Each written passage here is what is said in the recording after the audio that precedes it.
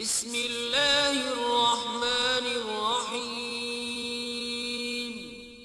شروع اللہ کے نام سے جو بڑا مہربان نہایت رحم والا ہے۔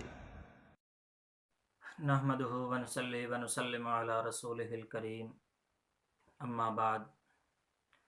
محترم ناظرین، پچھلی ویڈیو میں ہم نے فضائل رمضان کے حوالے سے مختصر سی گفتگو کی تھی۔ مختصر سے وقت کے اندر تمام احادیث کا احاطہ کرنا اور پوری تفصیل کے ساتھ رمضان کے حوالے سے گفتگو کرنا فضائل رمضان پر، یہ چونکہ ممکن نہیں ہوتا، مقصودی بات جو ہے وہی ذکر کی جاتی ہے۔ تو آج کی اس ویڈیو میں ہم 7 چیزوں پر بحث کریں گے اور مختصر انداز میں۔ پہلی چیز، کل ہم نے آیت کریمہ تلاوت کی تھی، آج اس کا پہلے نمبر پہ ترجمہ کریں گے۔ نمبر 2، آیت کی مختصر سی تشریح وہ آپ حضرات کے سامنے رکھی جائے گی۔ نمبر 3، لفظ صیام کی تحقیق کہ لغت میں اس کا معنی کیا ہوتا ہے اور اصطلاح میں صیام کسے کہتے ہیں، صوم کسے کہتے ہیں۔ اور چوتھی جو چیز ہوگی وہ یہ اسلام کا کون سا رکن ہے، صوم جو ہے، روزہ، یہ اسلام کا کون سا رکن ہے۔ اور 5ویں چیز کہ روزے کس پر فرض ہیں۔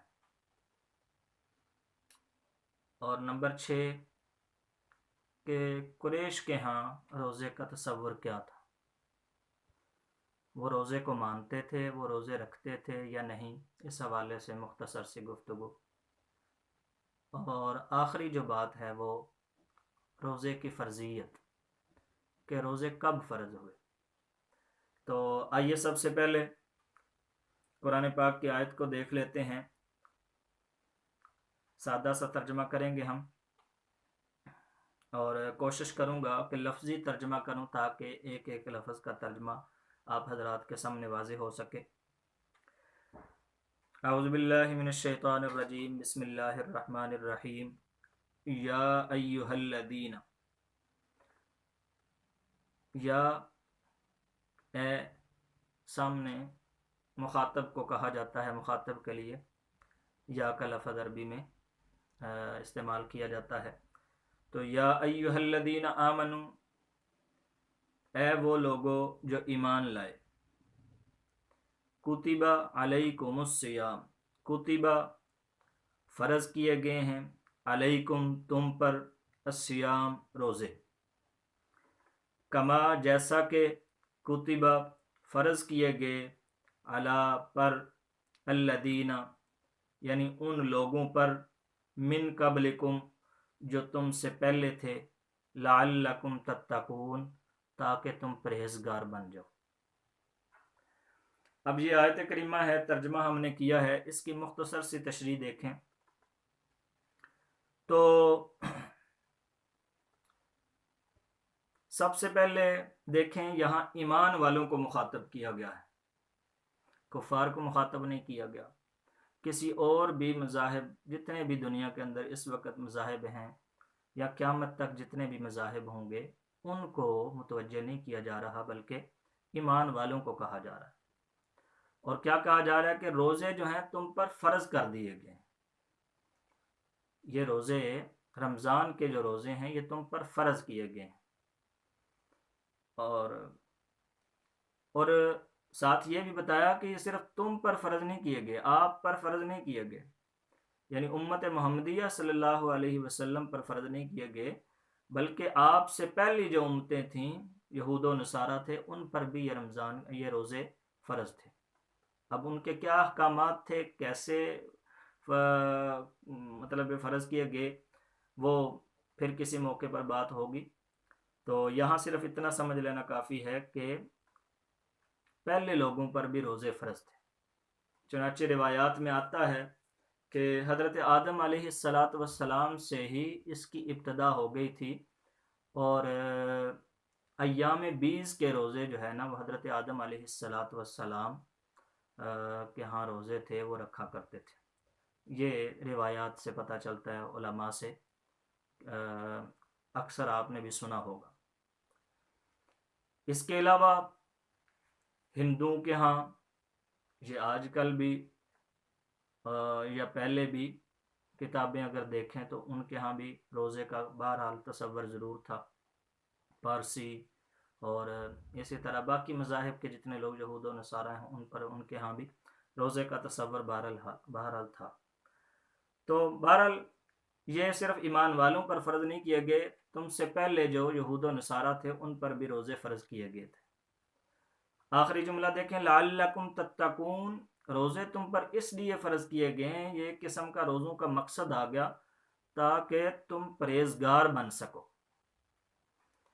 اب یہاں پر تتقون کی تفسیر اگر آپ دیکھیں تو یہ علماء نے بڑی لمبی چوڑی اس کی تفصیل ذکر کی ہے.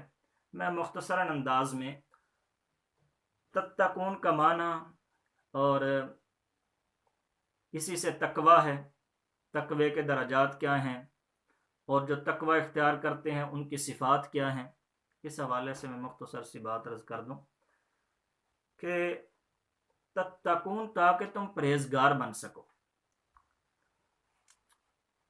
اب تقوی اس کا معنی کیا ہے؟ بچنا. اس کا لغوی معنی ہوتا ہے بچنا. اور علماء نے لکھا ہے کہ تقوی کے 7 درجات ہیں.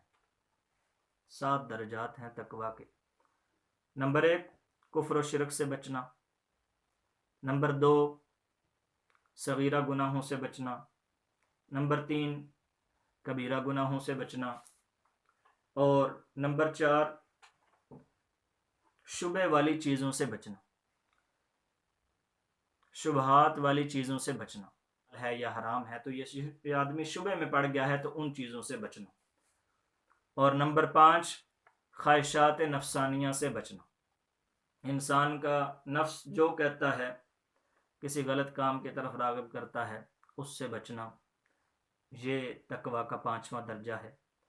اور تقوی کا 6واں درجہ یہ ہے ہر اس شے سے بچے جو اسے خدا سے غافل کر دے. ہر اس چیز سے وہ بچنے کی کوشش کرے، بچے کہ جو اس کو خدا سے غافل کرنے والی ہو. اور 7واں درجہ جو تقوی کا علماء نے لکھا وہ یہ ہے کہ جملہ ما سوا اللہ سے فارغ کر دینا، اپنے آپ کو فارغ کر دینا، ہر چیز کو اللہ کے لیے چھوڑ دینا، ہر چیز کو. تو یہ تو خیر اس کے درجات ہیں. اب اگر آپ دیکھیں اس کو ذرا غور سے، یہ جو میں نے تقوی کے 7 درجات بتائے ہیں، ایک ایک پوائنٹ پہ بڑی لمبی گفتگو ہو سکتی ہے.